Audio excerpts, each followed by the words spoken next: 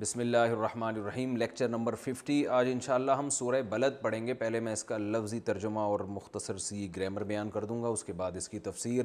لا اقسم، میں قسم اٹھاتا ہوں، بہذا البلد، ہذا کا معنی ہذا، بلد کا معنی شہر، اور یہ آپ اسکرین پہ دیکھ بھی سکتے ہیں۔ اس کو ہم یہ کر دیتے ہیں، لا اقسم بہذا البلد وانت حل بہذا البلد۔ وانت، انت کا معنی آپ، حل کا معنی حلال ہونے والے، اور حل کے دو معنی آتے ہیں، ایک ہے حل یحل حلولا، حلل یحلل تھا اصل، حلول اس کا معنی ہوتا ہے اترنا، اور ایک ہوتا ہے حل حلال کو کہتے ہیں، جو اردو میں جس کو ہم حلال کہتے ہیں۔ بہذا البلد، بلد شہر کو کہتے ہیں۔ ووالدن، واو کا معنی اور، والد کا معنی والد، ابا کو کہتے ہیں۔ وما، اور وہ چیز، ولدا، ضربہ کی طرح، ولدا یعنی، اور قسم ہے والد کی، وما، اور اس چیز کی، ولدا جس کو جنو، ضربہ کی طرح۔ لقد، تحقیق، خلقنا، پیدا کیا ہم نے، الانسان، انسان کو، فی کبد، کبد کہتے ہیں مشقت کو، کبد مشقت۔ ایحسب، آ کا معنی کیا، یحسب، حسیب یحسب، اس کا معنی ہوتا ہے گمان کرنا، سمیع یسمع کی طرح۔ ان کا معنی کہ، لن یقدرا، لام نون زبر لن جب کسی پر لگتا ہے تو اس کا معنی ہوتا ہے ہرگز نہیں کرے گا۔ لن یقدرا، ہرگز قادر نہیں ہے، قدر یقدر قدرتن، ضرب یضرب کی طرح، اس کا معنی ہوتا ہے قادر ہونا، قدرت ہونا۔ لن یقدر علیہ، اس پر، احد، کوئی بھی، یعنی وہ گمان کرتا ہے کہ ہرگز کوئی بھی قدرت نہیں رکھے گا اس انسان پر، احد، کوئی بھی۔ یقول، انسان کہتا ہے، اہلکتو، ہلاک کر دیا میں نے، اہلکتو اکرمتو کی طرح ہے، ضربتو کا معنی میں نے مارا، اکرمتو کا معنی میں نے اکرام کیا، اہلکتو کا معنی میں نے ہلاک کیا۔ مالن، مال، مال کو کہتے ہیں لبدا، لبدا کہتے ہیں بہت زیادہ، لبدا کا کیا مطلب ہے، بہت زیادہ۔ ایحسب، کیا وہ گمان کرتا ہے، ان، اس بات کا، لم یرہ، لم یرا، لم یضرب، اس نے نہیں مارا، یرا اصل میں تھا یرایو، یسمعو کی طرح، اس کا معنی کیا ہے، دیکھنا۔ کس سے نکلا یہ، رؤیت سے، ہو چکا ہے نا پہلے کئی دفعہ، تو یرایو کو پڑھتے ہیں یرا، تو لم یرا کہ نہیں دیکھا، ہو اس انسان کو، احد کسی ایک نے، یعنی انسان یہ سمجھتا ہے کہ اسے نہیں دیکھا کسی ایک نے بھی۔ الم، کیا نہیں، نجعل، بنایا ہم نے، نضربو کی طرح، لہو اس انسان کے لیے، عینین، دو آنکھیں، عین آنکھ کو، عینین دو آنکھیں، عینان بھی کہتے ہیں، عینین بھی کہتے ہیں۔ وَلِسَانًا، اور زبان، وَشَفَتَيْن، اور ہونٹ، ہونٹ کو کہتے ہیں شفہ عربی میں، شفہ کسے کہتے ہیں، ہونٹ کو، شفتن، اور اس کی تثنیہ یعنی دو ہونٹوں کو بولیں گے شفتین۔ وَهَدَيْنَا، اور ہدایت دی ہم نے، رہنمائی کی ہم نے، ضربنا کی طرح، ہو اس انسان کی، النجدین، نجد عربی میں راستے کو بھی کہتے ہیں، نجدین دونوں راستے۔ فا کا معنی پھر لقتحما، اقتحما کا معنی ہوتا ہے کسی چیز میں گھس جانا، داخل ہونا کسی ایسی مشقت والی جگہ پہ نا، اقتحام، ٹھیک ہے نا، تو اقتصاب کی طرح یہ، اقتحما اقتصابہ کی طرح۔ لقتحما، یہ لا اقتحما تھا اصل میں، تو کیا بن گیا، نہیں داخل ہوا وہ، العقبہ، عقبہ کہتے ہیں گھاٹی کو، دو پہاڑوں کے درمیان کا جو راستہ ہوتا ہے نا، مشکل ہوتا ہے، تو اس گھاٹی میں یہ داخل نہیں ہوا۔ وما ادراکا، اور آپ کو کیا پتا، مل عقبہ، گھاٹی کیا چیز ہے۔ فک رقبہ، فک کہتے ہیں عربی میں کھول دینا، فکاک، ٹھیک ہے نا، اصل میں یہ فکا کا یفکوکو، کھول دینا، جس کو کہتے ہیں فک کا یفکو، اور فک کھولنا مصدر ہے یہ۔ فکو رقبہ، یہ گردن کا کھول دینا ہے، یعنی آزاد کر دینا ہے۔ رقبہ کسے کہتے ہیں، گردن۔ او، یہ پھر تفسیر میں انشاءاللہ بتاؤں گا، آپ ابھی پریشان ہوں گے یہ کیا ہو رہا ہے۔ او اطعام، یا کھانا کھلانا ہے، اطعام کسے کہتے ہیں، کھانا کھلانے کو۔ فی یومن، ایسے دن میں، ذی مسغبہ، ذی کا معنی والا، مسغبہ کہتے ہیں بھوک کو، یعنی بھوک والے دن میں کھانا کھلانا۔ یتیمن، یتیم کو، ذا مقربہ، مقربہ والے، مقربہ کہتے ہیں قرابت داری کو، قرابت داری کا کیا مطلب، رشتہ داری، یعنی رشتہ داری والے یتیم کو کھانا کھلانا۔ او مسکینن، یا کسی مسکین کو، ذا متربہ جو متربہ والا ہو. متربہ تربت سے نکلا ہے. تربت کسے کہتے ہیں؟ مٹی. تراب ہے نا, حضرت علی کی کنیت تھی ابو تراب. ایک دفعہ مٹی میں لیٹے ہوئے تھے نا, تو آپ صلی اللہ علیہ وسلم نے فرمایا ابا تراب, اے تراب مٹی والے. تو تراب کسے کہتے ہیں؟ مٹی کو. تربت قبر کو بھی کہتے ہیں. تو متربہ اسی سے نکلا ہے. خلقک من تراب ہے نا, کہ انسان ہم نے تمہیں بنایا کس سے؟ مٹی سے. تو یہ ہے جی تراب. ثم کانا پھر وہ تھا, من الذین آمنوا ان لوگوں میں جو ایمان لائے, وتواصوا اصل میں تھا تواصیو تزاربو, ٹھیک ہے نا, باب تفاعل باب تزارب, تزارب یا تزاربو ہے نا, تو تزاربا تزاربا تزاربو. تو تواصیا تواسیا تواصیو, ایک دوسرے کو وصیت کرنا, یہ وتواصوا بالحق وتواصوا بالصبر میں گزر چکا ہے. وتواصوا بالصبر اور انہوں نے ایک دوسرے کو وصیت کی صبر کی. وتواصوا اور ایک دوسرے کو وصیت کی بالمرحمہ, مرحمہ رحم کو کہتے ہیں, رحم کی وصیت کی. اولئک یہ لوگ ہیں اصحاب المیمنہ, میمنہ کہتے ہیں دائیں جانب کو, دائیں یا دائیں چیز کو کہتے ہیں. میمنہ یمین سے نکلا ہے. یمین کسے کہتے ہیں؟ سیدھے ہاتھ کو کہتے ہیں نا, یمین شمال. تو اولئک یہ لوگ ہیں اصحاب صاحب کی جمع, صاحب کہتے ہیں والا, صاحب المال کہتے ہیں نا. تو اصحاب ثروت سنا نہیں آپ نے؟ اصحاب ثروت اصحاب مال ہیں, صاحب ثروت بھی کہتے ہیں, اصحاب اس کی جمع آتی ہے. اولئک اصحاب المیمنہ یہ لوگ ہیں دائیں والے. والذین کفروا بآیاتنا اور وہ لوگ جنہوں نے کفر کیا ہماری آیات کے ساتھ, ہم اصحاب المشأمہ یہ لوگ ہیں مشأمہ بائیں ہاتھ کو کہتے ہیں, بائیں ہاتھ والے ہیں. علیہم ہے ان کے اوپر نار آگ مؤصدہ بند, اس میں بھی آیا تھا نا ویل لکل ہمزۃ لمزہ, علیہم نار مؤصدہ اس میں بھی آیا تھا بند آگ, ایسی آگ جس نے چاروں طرف سے ان کو گھیر لیا ہو, بند کر دیا ہو. یہ اس کا لفظی ترجمہ تھا اور تھوڑی سی ترکیب بھی تھی. اب ہم اس کی تفسیر پڑھتے ہیں. اللہ تعالیٰ قسم اٹھا کے فرماتے ہیں لا اقسم بہذا البلد. میں نے کہا تھا اقسم سے پہلے لا جب آئے تو اس کا مطلب قسم ہی ہوتا ہے, بس یہ نہیں کہ نہیں قسم اٹھاتا, بلکہ ہاں قسم اٹھاتا ہوں میں. اس کی وجہ میں نے بتا دی تھی. لا اقسم بہذا البلد میں قسم اٹھاتا ہوں اس شہر کی. یہ چونکہ مکہ میں نازل ہوئی ہے یہ صورت, تو اللہ تعالیٰ مکہ کی قسم اٹھا رہے ہیں. میں قسم اٹھاتا ہوں اس شہر کی یعنی مکہ کی. وَأَنْتَ حِلٌّ بِهَذَا الْبَلَدِ اور آپ حلال ہونے والے ہیں شہر میں. کیا مطلب؟ مکہ میں لڑائی حرام ہے, جنگ حرام ہے, اور آپ صلی اللہ علیہ وسلم بہت مصیبت میں تھے نا. جب مکہ میں آپ دعوت دیتے تھے چاروں طرف سے آپ پر مصائب کے پہاڑ ٹوٹ پڑے تھے, اور آپ کے پاس اتنی طاقت نہیں تھی کہ آپ لڑ سکیں ان سے. تو اللہ نے پیش گوئی کی کہ ایک وقت ایسا آنے والا ہے کہ آپ کے لیے اس مکہ میں لڑائی حلال ہو جائے گی, کیونکہ اللہ نے پابندی اٹھا دے گا. حرم میں لڑائی حرام ہے, تو اللہ آپ پر سے پابندی اٹھا دے گا. اور آپ کو اتنی دو چیزیں رکاوٹ بنتی ہیں نا مکہ میں لڑائی سے. ایک تو یہ رکاوٹ ہے کہ آپ کے پاس قوت ہی نہیں, آپ بہت کمزور ہیں. تو اس میں اللہ نے خوشخبری دے دی کہ ایک وقت آنے والا ہے کہ 10,000 کا لشکر لے کر آپ اپنے شہر پہ حملہ کریں گے. اتنی بڑی قوت اللہ آپ کو دے گا. تو اور پھر اس شہر میں لڑائی بھی آپ کے لیے حلال کر دے گا. تبھی حدیث میں آتا ہے آپ صلی اللہ علیہ وسلم نے جب لڑائی کی نا تو خطبہ دیا تھا, اور اس میں فرمایا کہ حرم میں لڑائی حرام ہے. اگر کوئی پوچھے کہ میں نے کیوں کی ہے تو بتا دینا کہ اللہ نے اپنے نبی کے لیے اس کو حلال کیا تھا. تو آپ صلی اللہ علیہ وسلم کو اس کی اجازت دی گئی تاکہ اسلام غالب آ جائے. اور دوسرا مطلب اس کا یہ ہے کہ ایک تو ہوتا ہے حلّا یحل حلالن, اس کا معنی ہوتا ہے حلال ہونا. ایک ہوتا ہے مصدر حلول, اس کا معنی ہوتا ہے کہیں اترنا. کہتے ہیں نا یہ حلول کر گیا ہے, تو وہ بھی حلّا یحل ہی آتا ہے. تو اگر یہ حلول سے ہے تو اس کا مطلب ہے کہ آپ اس شہر میں آنے والے ہیں, اترنے والے ہیں. یعنی اس میں پیشگوئی کر دی کہ آپ کو یہاں سے نکالا جائے گا اور پھر دوبارہ یہاں پر آئیں گے, کیونکہ آنا اس وقت تک ممکن نہیں ہے جب تک جانا نہ ہو. تو اس میں دو خوشخبریاں, ایک آپ کو یعنی آزمائش کی بات بتا دی, اور ایک خوشخبری.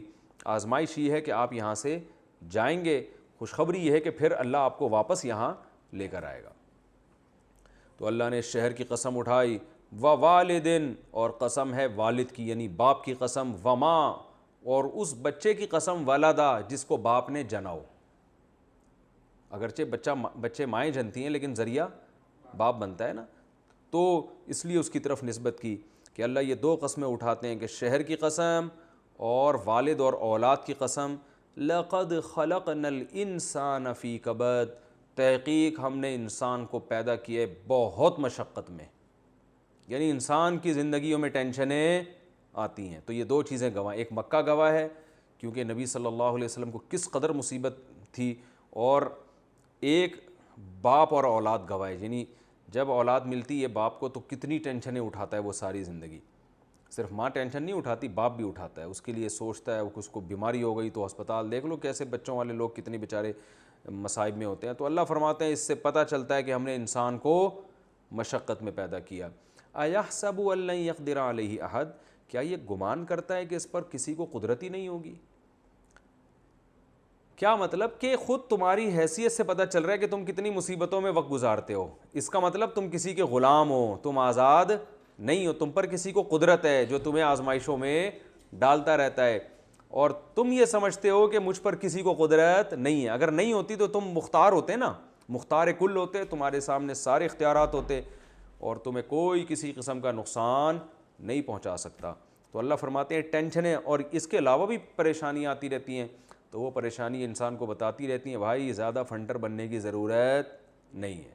تو ہم جو فنٹر بن جاتے ہیں نا، میں یوں، آگے اللہ بتا رہے ہیں تم، انسان کہہ سکتا ہے اللہ میں تو مانتا ہوں کہ میرے اوپر کسی کو قدرت ہے، تو اللہ فرماتے ہیں تم باتیں اس قسم کی کرتے ہو جس سے تمہارا انداز تکبرانہ ہے، اور جو غلام ہوتا ہے اس کا متکبرانہ انداز نہیں ہوتا۔ وہ کیسی باتیں کرتے ہو؟ یقولو، یہ انسان کہتا ہے اہلکت مالا لبدا، میں نے اتنا مال ہلاک کر دیا۔ جب انسان کے پاس پیسہ آتا ہے نا تو کیسے شو مار رہا ہوتا ہے، اب ہم نے تو 21 کروڑ وہاں پلاٹ خریدا ہوا ہے، 20 کروڑ تو میں نے اپنی بیٹی کی شادی پہ اڑا دیا تھا، اور تو کیا میرے کو بات کر رہا ہے، جتنا تیرا تمہارے گھر کے جتنا یعنی تمہاری جو دکانیں ہیں نا جتنی بڑی، اتنے تو ہمارے گھر کے واش روم ہوتے ہیں۔ اس قسم کی لوگ باتیں پھینکتے ہیں نا۔ تو اللہ فرماتے ہیں انسان کے انداز دیکھو کیسی باتیں کر رہا ہے۔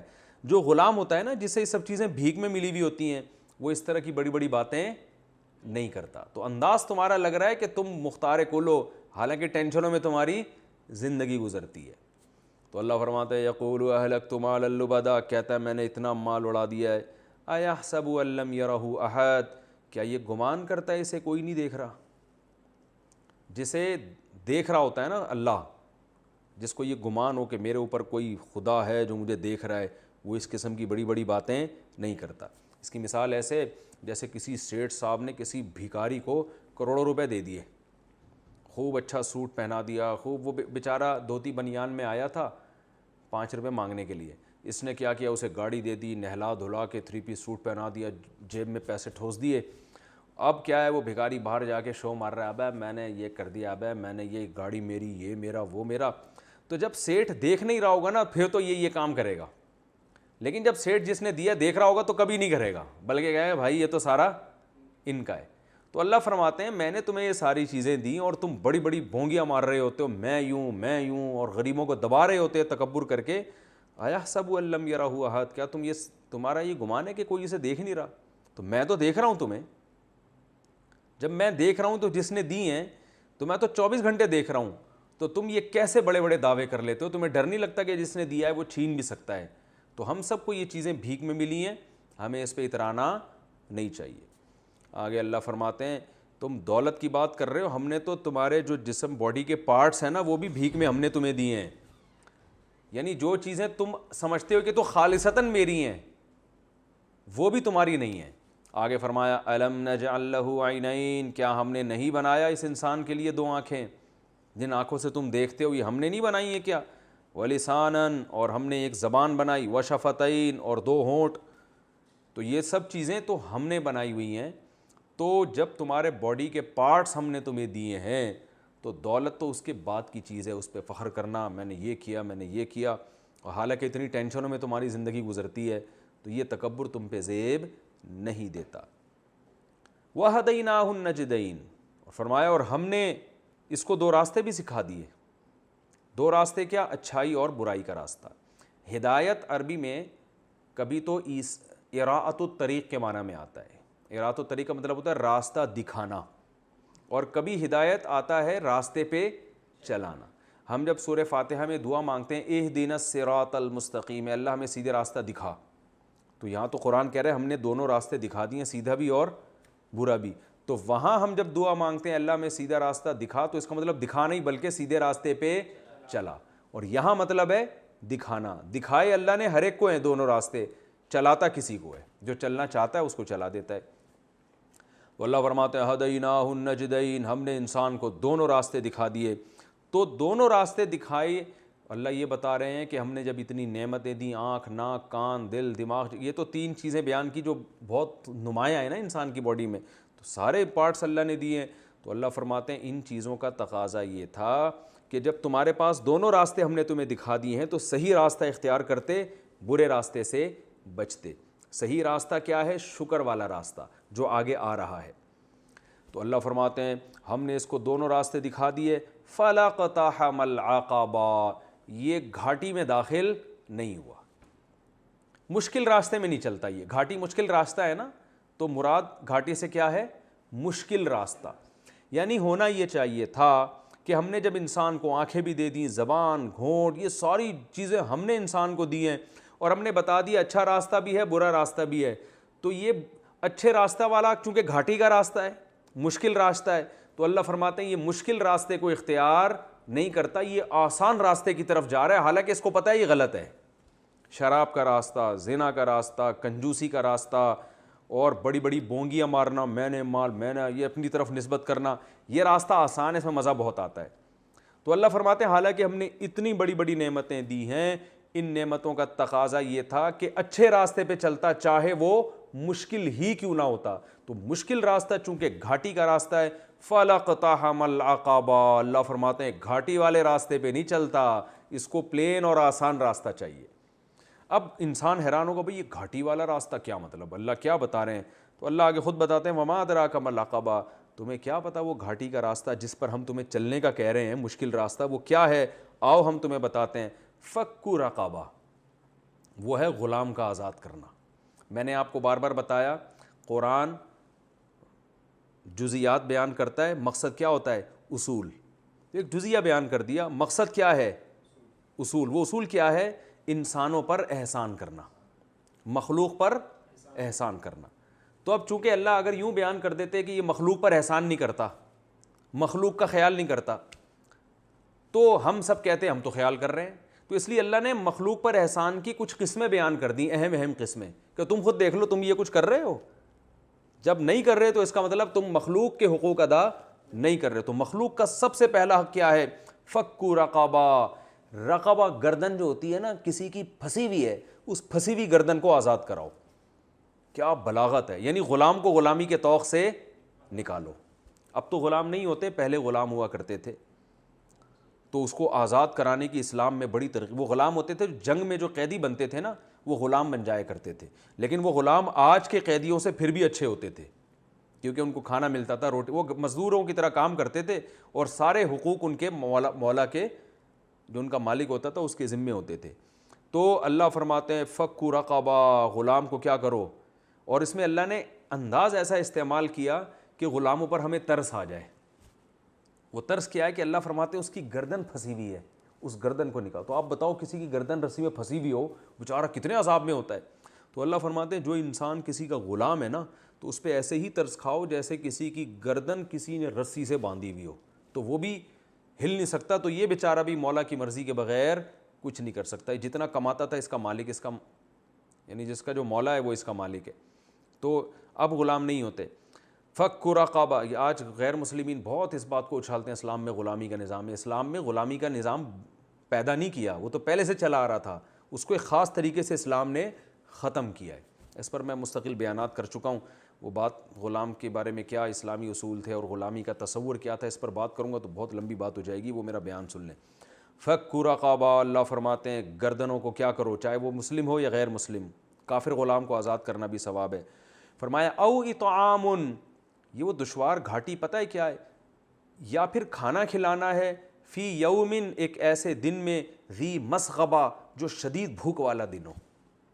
بعض دفعہ انسانوں پہ ایسے حالات آتے ہیں، بھوک کے دن ہوتے ہیں انسانیت پہ، تو اس میں انسانوں کے خوراک کا خیال کرنا ہے. اور یہ بھی ممکن ہے کہ کسی خاص شخص پر بھوک کا دن آ جائے،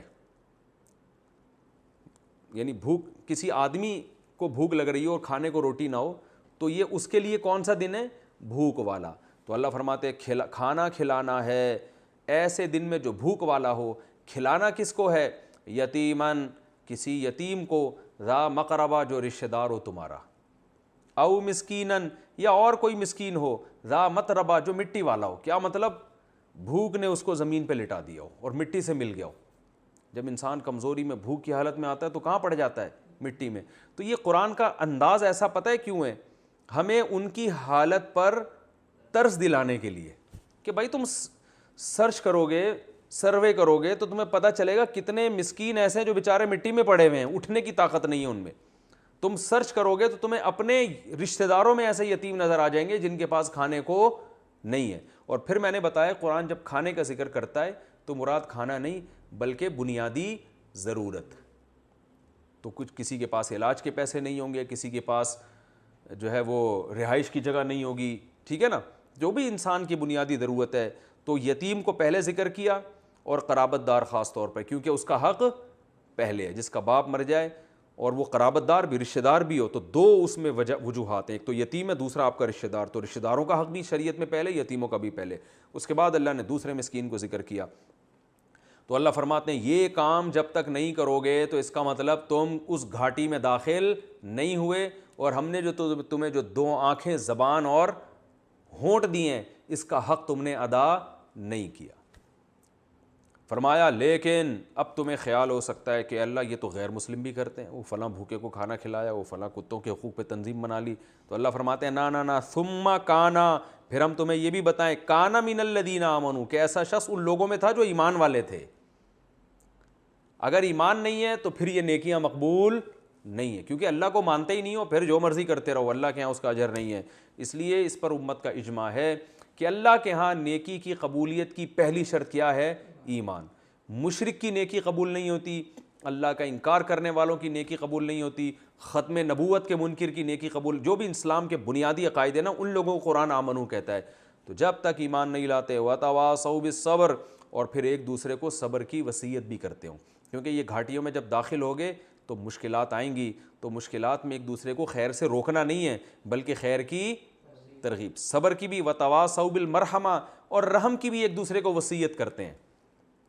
رحم کسے کہتے ہیں؟ اللہ کی مخلوق پر، یعنی خود بھی اللہ کی مخلوق پر رحم کرتے ہیں اور دوسروں کو بھی مخلوق پر رحم کی ترغیب دیتے ہیں۔ تو یہ اس سے صاف پتہ چلتا ہے کہ صرف نیکی کرنا کافی نہیں ہے، نیکی کی ترغیب دینا بھی اتنا ہی ضروری ہے جتنا خود نیکی کرنا ضروری۔ تو وہ ایک دوسرے کو، اور پھر اللہ نے یہ نہیں کہا نیکی کا حکم دیتے ہیں، وصیت۔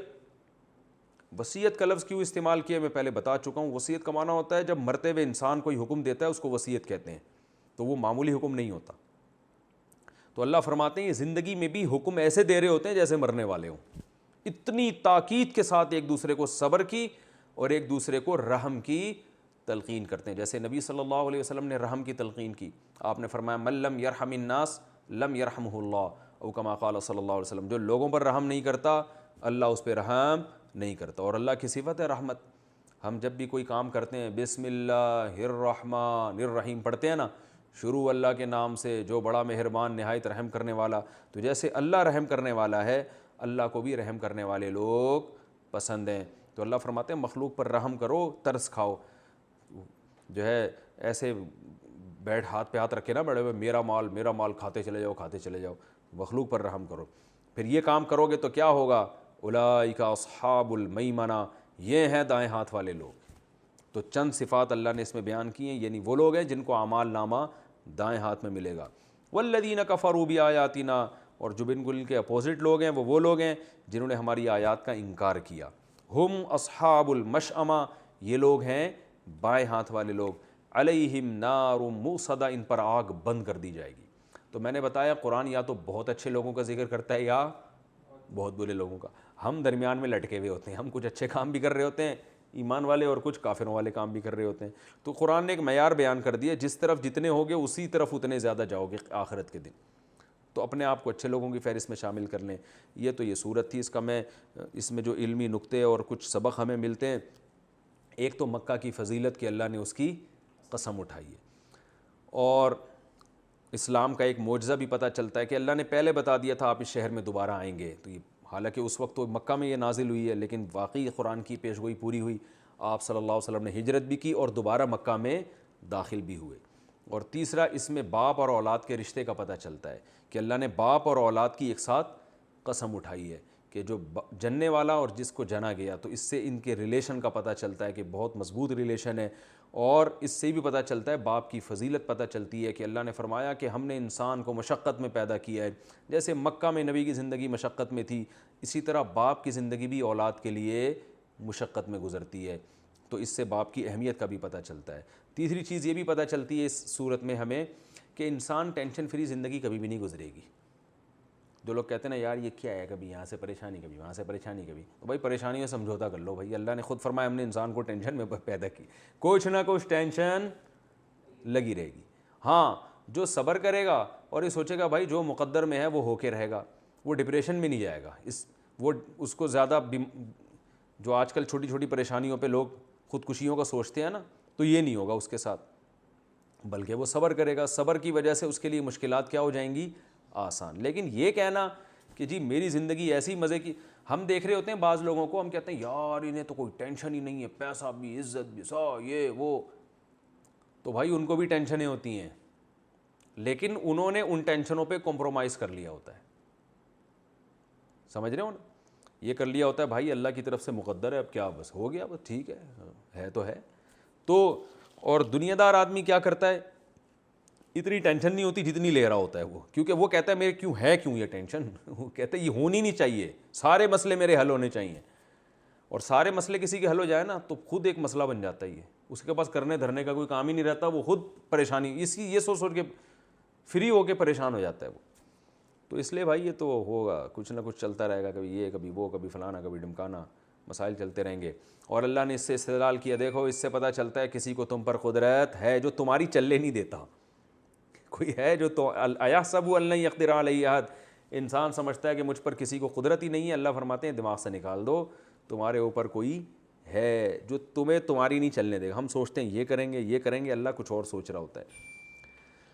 فرمایا کیا تھا، یقول، اس تیسرا یعنی چوتھا نقطہ یہ بات. پانچواں نقطہ شو بازی، میں نے یہ کر دیا، میں نے اتنے کروڑ کا پلاٹ، میں نے، تو یہ شو بازیاں اللہ کو پسند نہیں ہیں.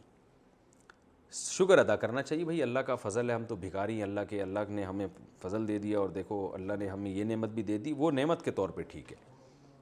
اور اس سے آنکھ، زبان اور ہونٹوں کی نعمت کا پتہ چلتا ہے. اللہ نے یہ تین نعمتیں بیان کی. آنکھ سے انسان دیکھتا ہے، زبان سے انسان بولتا ہے، اور ہونٹ انسان کی باڈی میں خوبصورتی کا ذریعہ بنتے ہیں. ہونٹ بھی بولنے میں انسان کو مدد دیتے ہیں. اور ایک اہم نقطے کی بات یہ پتہ چلتی ہے کہ اللہ نے اس میں اسلام کو جو ڈیفائن کیا ہے نا، وہ دو چیزیں، غریبوں کو آزاد کرنا اور دوسرا غریبوں کو کھانا کھلانا.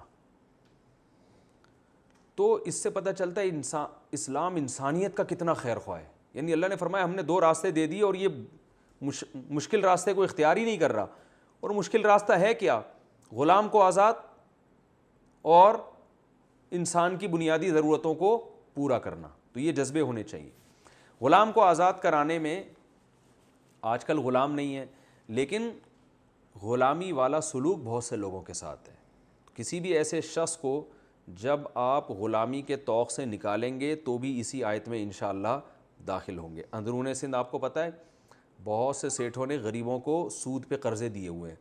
وہ بیچارہ غریب لاکھوں روپے لے کے زمینوں پہ کام شروع کرتا ہے، قرضہ ادا کرنے کی اس میں صلاحیت نہیں ہوتی نہ سود، تو وہ پھر جو ہے نا اس کے جس نے قرضہ دیا ہوتا ہے نا وہ اس کو جکڑ کے رکھتا ہے، اس سے اپنے بہت سارے کام لیتے ہیں. یہ بھی تو ایک قسم کا سود ہے نا، کہ بھائی قرض والے سے تو صرف قرضہ لے سکتے ہو، اضافی کوئی خدمت نہیں. تو بیچارے قرضوں میں دبے ہوئے ہوتے ہیں، تو ان کو کیا کرتے ہیں کہ غلام بنا لیتے ہیں.